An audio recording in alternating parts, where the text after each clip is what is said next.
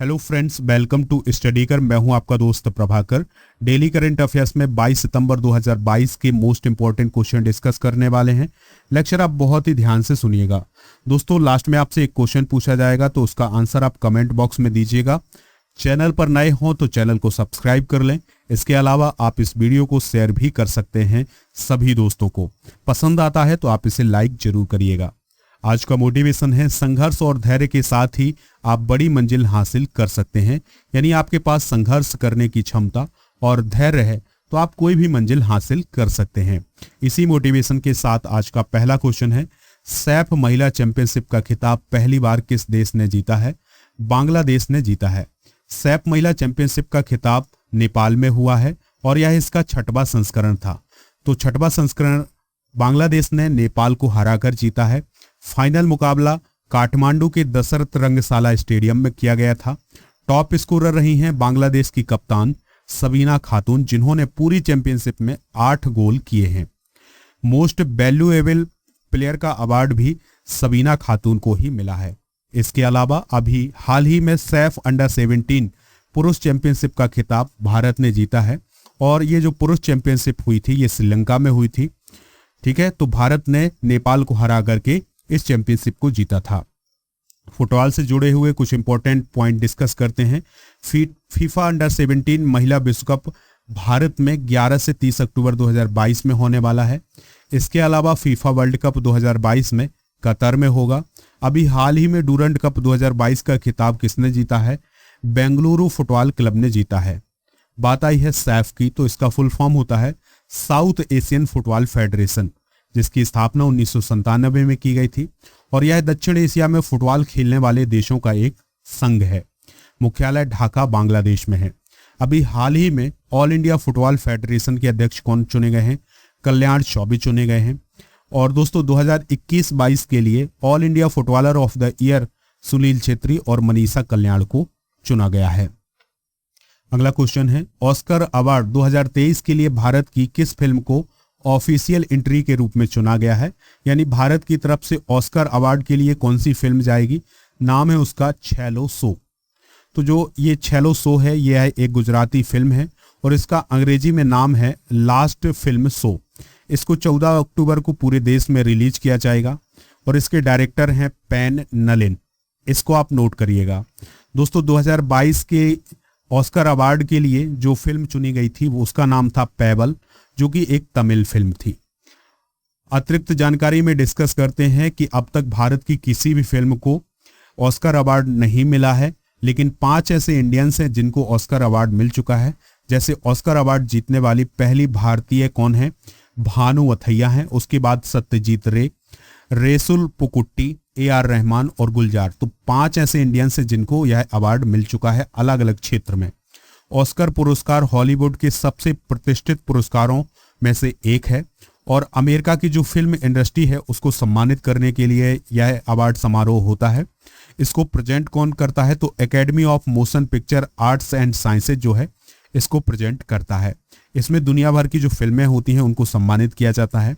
पहली बार यह पुरस्कार 16 मई 1929 को प्रदान किए गए थे। अगला क्वेश्चन है, देश की सबसे लंबी नदी क्रूज सेवा यानी रिवर क्रूज सर्विस किन 2 राज्यों के बीच शुरू होने वाली है? तो उत्तर प्रदेश और असम के बीच ये नदी क्रूज सेवा शुरू की जाएगी। भारत की सबसे लंबी नदी क्रूज सेवा अगले साल यानी 2023 में उत्तर प्रदेश के वाराणसी से असम के बोगीबील के बीच शुरू की जाएगी। इसकी जो दूरी होगी वो होगी 4000 किलोमीटर की और यह जो नदी क्रूज सेवा है ये 2 नदियों के बीच होगी, गंगा और ब्रह्मपुत्र। दोस्तों इस क्रूज सेवा के शुरू होने से जो असम के लोग हैं उनका व्यापार बढ़ेगा, पर्यटन बढ़ेगा और जो वहाँ का कार्गो परिवहन है उसको भी बढ़ावा मिलेगा।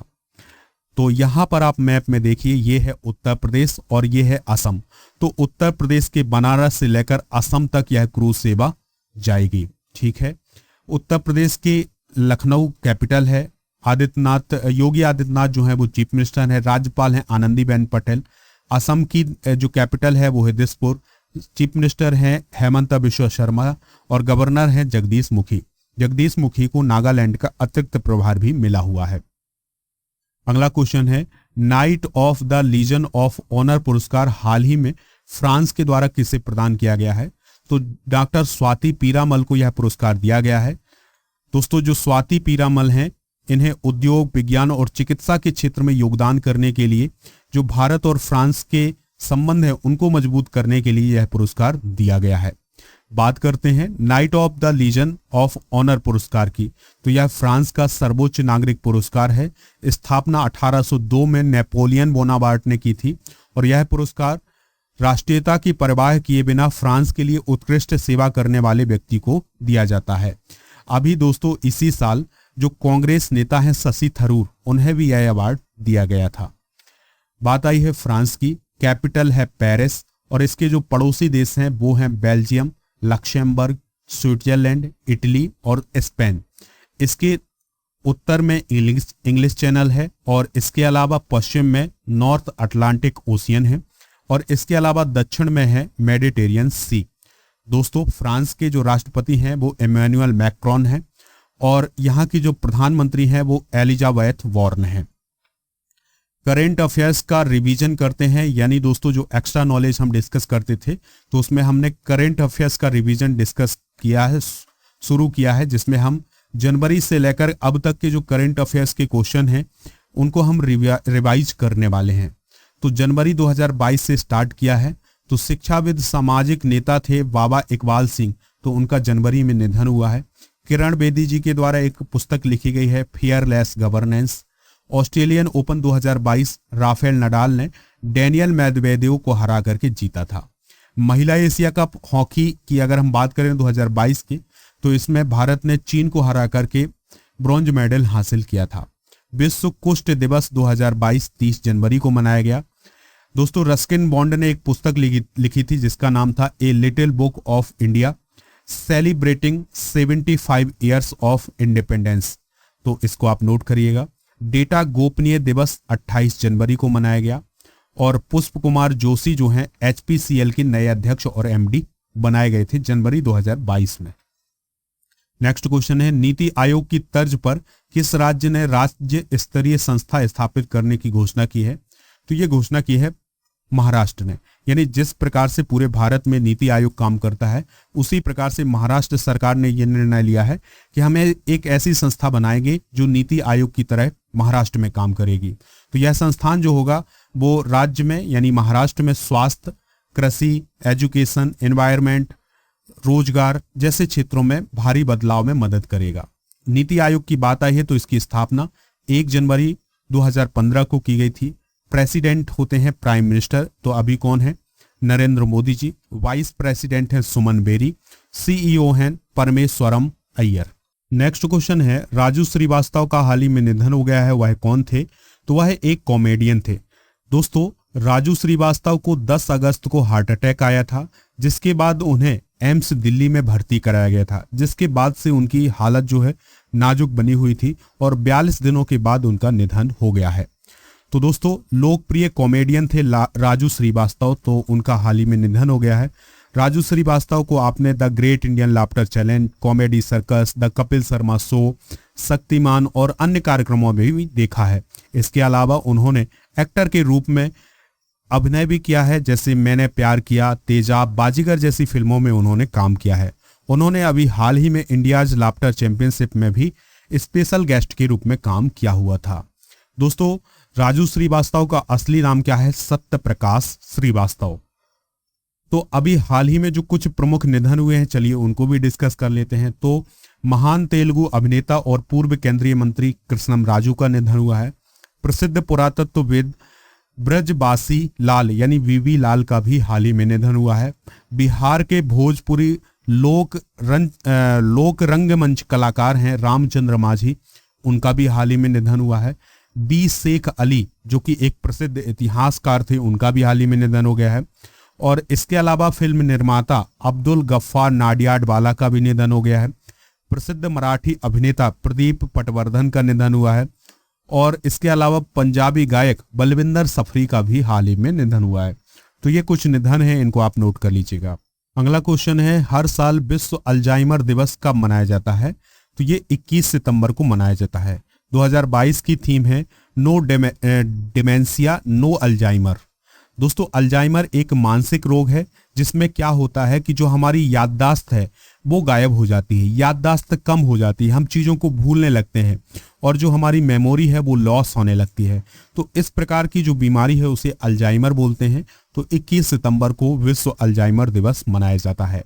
अगला प्रश्न है, एशियन डेवलपमेंट बैंक ने 2022-23 के लिए भारत के विकास अनुमान को जुलाई 2022 में 7.2% बताया था, लेकिन अब उसने घटाकर कितने प्रतिशत कर दिया है? तो 7% कर दिया है। दोस्तों 2022-23 के लिए भारत का जो विकास अनुमान है तो एडीबी ने जुलाई 2022 में 7.2% बताया था, लेकिन अब उसने घटा दिया है। उसने कहा है कि अब जो भारत का विकास है वो 7% की दर से होगा। बात आई है एशियन डेवलपमेंट बैंक की, तो यह एक क्षेत्रीय विकास बैंक है। स्थापना 19 दिसंबर 1966 को हुई थी। इसके सदस्य 68 हैं और भारत भी इसका संस्थापक सदस्य है। एडीबी का मुख्यालय कहाँ है? मनीला में है, और जो मनीला है वो फिलीपींस की कैपिटल है। अभी हाल ही में क्या हुआ है कि एडीबी के द्वारा 96.3 मिलियन US$ का ऋण प्रदान किया गया है हिमाचल प्रदेश को। किसके द्वारा? एशियन डेवलपमेंट बैंक के द्वारा। अगला प्रश्न है, किस राज्य में शराब बनाने को वैध करने का निर्णय लिया गया है? यानी किस राज्य में शराब बनाने को एक वैध तरीका माना गया है? तो ये माना गया है मणिपुर में। तो 20 सितंबर 2022 को मणिपुर का जो कैबिनेट था उसने शराब बनाने को वैध बनाने का फैसला लिया है। स्कॉटलैंड और जो आयरलैंड के विशेषज्ञ थे उनसे चर्चा करके ये कहा गया कि राज्य में किस प्रकार से शुद्ध और उच्च गुणवत्ता वाली शराब बनाई जाए। अब इस शराब को एक्सपोर्ट किया जाएगा यानी निर्यात किया जाएगा। तो इसके एक्सपोर्ट से करीब 600 करोड़ रुपए की आय होने वाली है। किसको? मणिपुर को। दोस्तों मणिपुर के जो चीफ मिनिस्टर हैं वो कौन है? एन बीरेन सिंह है। तो इन्हीं की सरकार ने अभी ये फैसला लिया है। लास्ट क्वेश्चन है, किस दिन को अंतर्राष्ट्रीय शांति दिवस के रूप में मनाया जाता है? तो 21 सितंबर को अंतर्राष्ट्रीय शांति दिवस के रूप में मनाया जाता है। 2022 की थीम है जातिवाद खत्म करें, शांति का निर्माण करें। तो ये 2022 की थीम है। इसकी शुरुआत 1981 से की गई थी। और दोस्तों इस दिन यानी अंतर्राष्ट्रीय शांति दिवस के दिन न्यूयॉर्क शहर में संयुक्त राष्ट्र मुख्यालय में संयुक्त राष्ट्र शांति घंटी बजाई जाती है, यानी एक बैल बनाई जाती है। कहाँ? संयुक्त राष्ट्र के मुख्यालय में। तो इस दिवस का जो मुख्य उद्देश्य है वो सभी राष्ट्रों और सभी लोगों के बीच शांति स्थापित करना और शांति को बढ़ावा देना। दोस्तों आज का एक प्रश्न है जिसका जवाब आपको कमेंट बॉक्स में देना है। ऑस्ट्रेलियन ओपन 2022 का खिताब किसने जीता है? Rafael Nadal, Daniel Medvedev, Roger Federer या नोवाक जोकोविच? तो जो भी राइट आंसर हो वो कमेंट बॉक्स में दीजिएगा। हमें इंतजार रहेगा आपके आंसर का। अगर आप इस वीडियो का PDF प्राप्त करना चाहते हैं तो वो आपको हमारे ऐप पर मिल जाएगा। इसके अलावा टेलीग्राम चैनल पर भी मिल जाएगा। दोनों का लिंक डिस्क्रिप्शन में है, तो डाउनलोड कर लें। वहां पर आपको PDF मिल जाएगा। ऐप पर जाएंगे तो स्टडी मटेरियल पर जाना होगा, तो वहां पर PDF मिल जाएगा। और इसके अलावा आपको यहाँ पर टेस्ट भी मिल जाएगा। तो जो PDF है वो आपको ऐप पर और टेलीग्राम दोनों पर मिलेगा, लेकिन जो टेस्ट है वो आपको ऐप पर मिलेगा। तो ऐप को डाउनलोड कर लें, लिंक डिस्क्रिप्शन में है, या फिर आप गूगल प्ले स्टोर से भी डाउनलोड कर सकते हैं। स्टडी कर सर्च करना है, आपको एप्लीकेशन मिल जाएगा, उसके बाद आप उसे डाउनलोड कर सकते हैं। मंथली करेंट अफेयर्स को का PDF भी आपको ऐप पर मिलेगा, और जो भी इंपॉर्टेंट PDF है वो सभी ऐप पर उपलब्ध है, तो आप इन्हें डाउनलोड कर लें। लेक्चर पसंद आया हो तो आप इसे लाइक और शेयर जरूर करें। जय हिंद, वंदे।